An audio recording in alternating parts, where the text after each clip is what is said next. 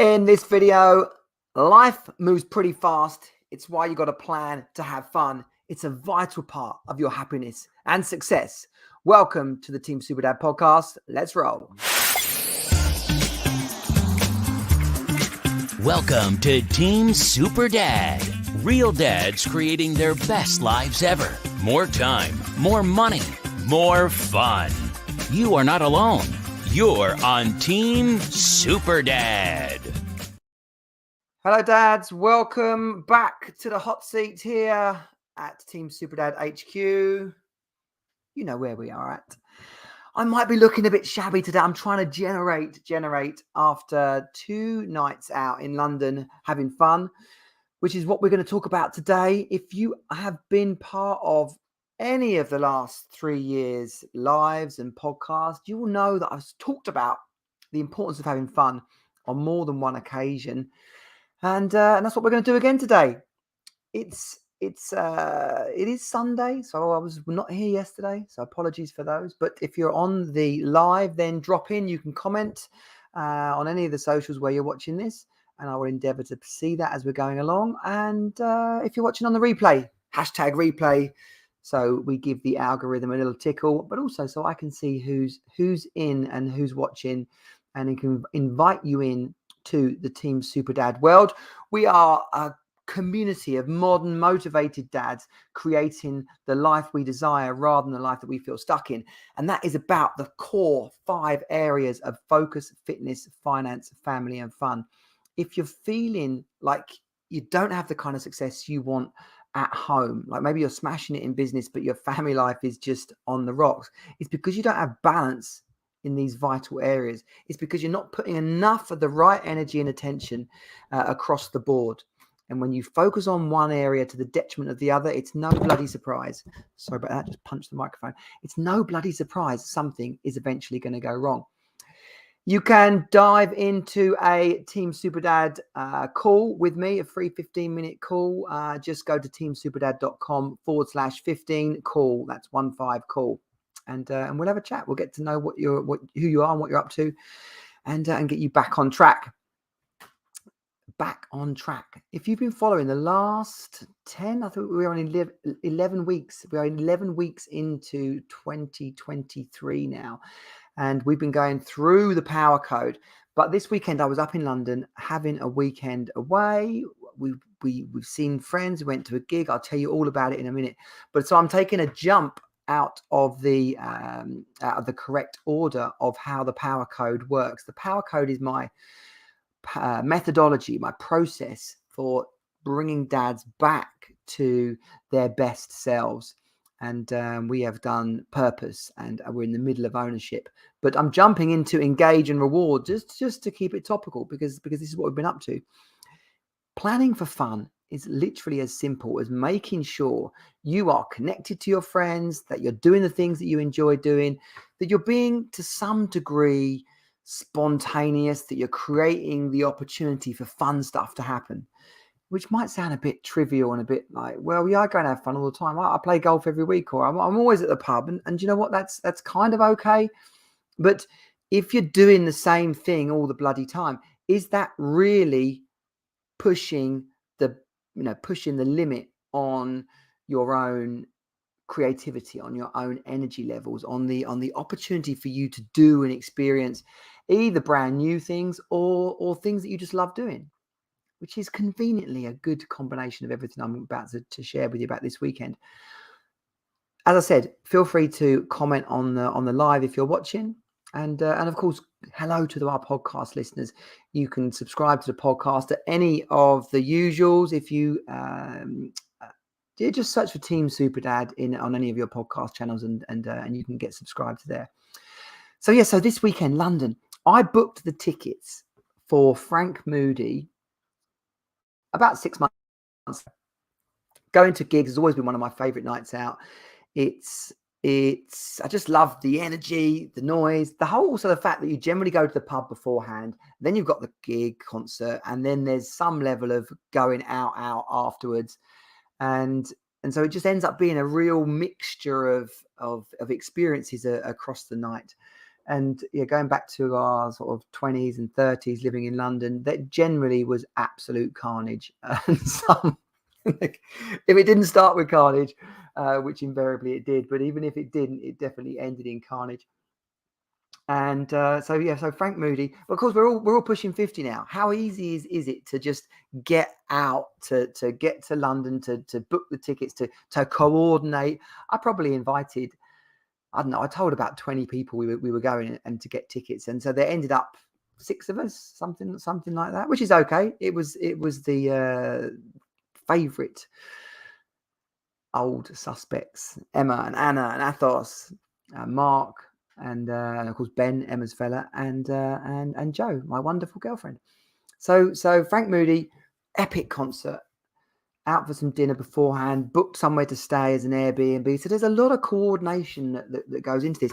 But you've got to notice how often when you get an invite, as we're parents, as we're busy in our business, the everydayness of life, the people talk so often these days. Oh, what are you doing? We're going to come up and see you next week, next month. Oh yeah, diary's full for months. And then you actually start to ask them what's in your diary. It's not that much fun stuff. And so the everydayness of life just gets in the way. But like, really, what does that stuff have to be done? Or even if it does have to be done, why is it to the detriment of stepping outside of your comfort zone, to having some fun, to getting back to doing some of the things that you love doing, to seeing some of the people that you love spending time with? And the real heart of this, and why it's so important, is that when you stop doing the things that you love doing, you become less of yourself. When you stop stretching your day-to-day life and putting in things that maybe don't fit, then you don't stretch yourself. You know, the comfort zone, as you've heard me say before, is a shit place to be. It's not actually that. It's not comfortable, like it's safe and secure and it's going to serve you for all time, because it won't. It's so comfy and cozy, but it's because you're not doing anything. And so you're going to shrink as a person. The world around you is going to shrink.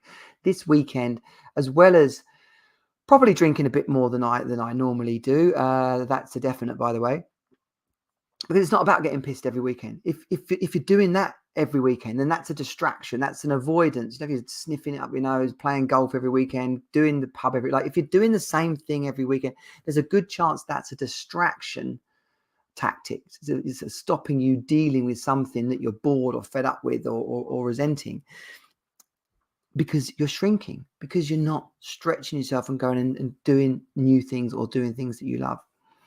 So we had a lot of fun. We got to the Hammersmith Apollo. Good venue. Love it there. It's been a while since I was there. But Frank Moody, if you haven't heard them on Spotify, it's a bit like Jamiroquai and Groove Armada had a baby, basically. But their lives are good. They're a good festival band as well. So there's a lot of energy to it. And clearly everyone that was there knew who they were, because as soon as they came on stage, it just went off, basically. And as is my way, I'm chatting to all number of randoms around me, and so there's these five lads, and they just clocked. It just occurred to me, I clocked it, how much fun they were having. So one of them's taking a picture of the other four, and they look like extras from a Wham video. So I jokingly said to the guy in front of me, I was like, that's the gayest photo I've ever seen. So then he turns to me and he goes, "We are gay." Right? And in that second, it was blatantly obvious. They're kissing and having a laugh, basically. So we ended up having a lot of banter with them throughout the gig, basically. And then after the gig, on to different part of London, getting the tube, ending up in a pub. I was on my phone looking for other places to go, but it did get pointed out to me that it was after midnight. Ooh, so late. But we were pretty pissed, and the idea that it was going to carry on somewhere. I think I was probably living out old experiences. But woke up on Saturday, and as everybody else went off, Joe and I stayed up in London for another night. And this part of the story is what I want you to realize, is that when you create the space to go and have fun, to put yourself in a different place, whether it be London, you don't have, it's not about spending loads of money. Okay. We Joe and I, camping in the summer, we've done Airbnbs for weekends, in random places. Went to Guildford for a weekend last year. So, but on Saturday, as we wandered into town, we ended up grabbing a coffee. We passed by a theatre where Joe had seen a show a couple of weeks ago, and there were some people queuing, and signs were up, last day, and there was X number of tickets available. It didn't say how many. It said like there are some tickets available, and so we said, on sale 12 o'clock. So we queued up. We had about an hour to stand and queue. Turns out it was literally the last day of this show. So all the super fans were there. And as we waited, the cast were turning up. Joe got a photo with the lead woman and the lead guy. It's called And Juliet. Brilliant musical. And there we are. Got tickets, £14.50 tickets. And so there is, when you put yourself in the space of, we're going to go and have fun, I'm not exactly sure what's going to happen, we're going to have a great time, stuff happens, opportunities come your way. And this isn't the podcast, this isn't the episode to talk about relationships and to talk about what's going on for you as a couple, that whether you can actually go and do those things and it not end up being a stressy argument about whatever's happened the previous 3 months. But in a healthy relationship, you might be going and doing that without your partner because it's catching up with old friends, or you might be going and doing it with your partner because that's what you want to do. You want to have these experiences and create, as I say, it's about having plans to look forward to and memories to look back on. And so we did have a couple of things organised that we went on to do later on the Saturday night. But in between that, it was your classic searching up Google, looking for what bars were doing the kind of music and stuff that we wanted to do, and just going with the flow and enjoying it. And when you wake up on a Monday morning, having had a weekend like that, maybe you might be a bit tireder than you perhaps otherwise would have been. But the amount of fun, the new experiences, the broadening of either your horizons because you're doing new things or just tapping back into doing stuff that you love will increase all those feel-good chemicals that we talk about, the dopamines, the endorphins, the experiences that come from walking. We must have walked flipping 10 miles this weekend with the laughter, the energy of the show and the concert. It's taking that into your family life or back to your family on a Sunday afternoon or into your work on a Monday morning. It's that energy and creative. It is seeing new things. It will spark your creative juices. Will have you think about problems in a different way. Even the conversations that you're able to have with the people around you will spark off different outcomes, just a change to the normal routine, even for the people around you as well. And that's where, as we always talk about, these ripple effects. You don't know exactly what's going to come of doing these things, but you can be certain that the ripple effect is going to go further and wider than if you hadn't done them at all. So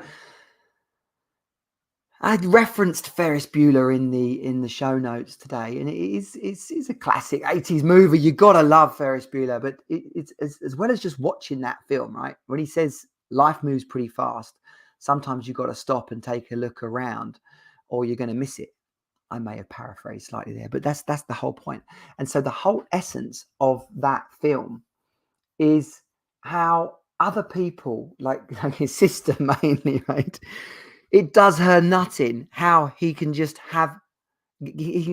get away with stuff, how he can have fun when they go out on their day trip. And he says to his friend, what's his name?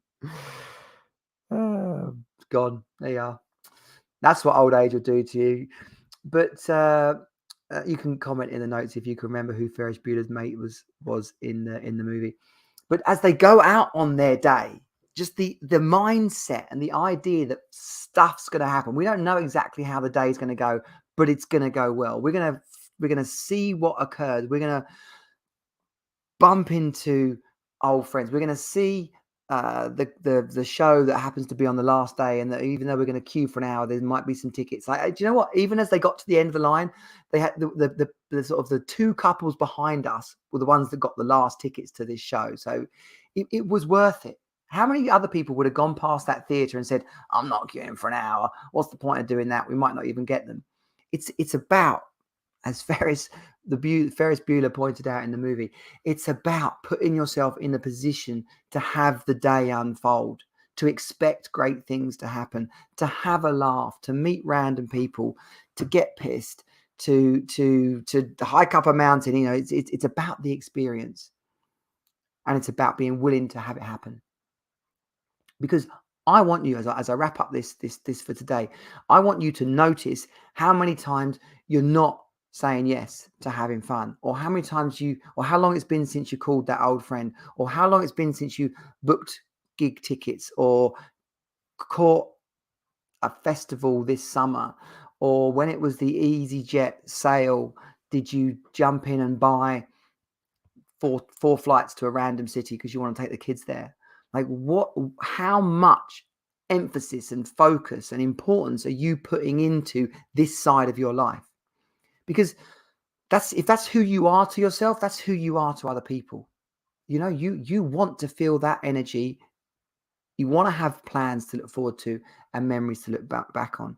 And when you're thinking about your experience of being around other people, believe me, how they experience you will be the experience you get back from them. So if you're dull as dishwater, don't expect too many people around you to be lit up.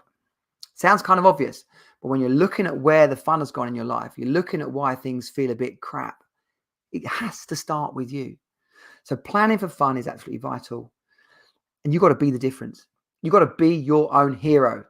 So jump on the teamsuperdad.com/15 call. Get yourself lined up with a Super Dad Discovery call. We'll get you back on track with clarity and confidence, putting the power back in your life so you can be the man and dad you want to be, creating success at both home and work. Thanks for joining me. Subscribe to the podcast if you're listening. Click the like and follow, and share this if you're watching the live or the replay. And I will see you next week back here. Team Super Dad out. The video. Roll theme. This has been Team Superdad. Find us at teamsuperdad.com. Join the program and create the best life ever for you and your children. You are not alone. You're on Team Superdad.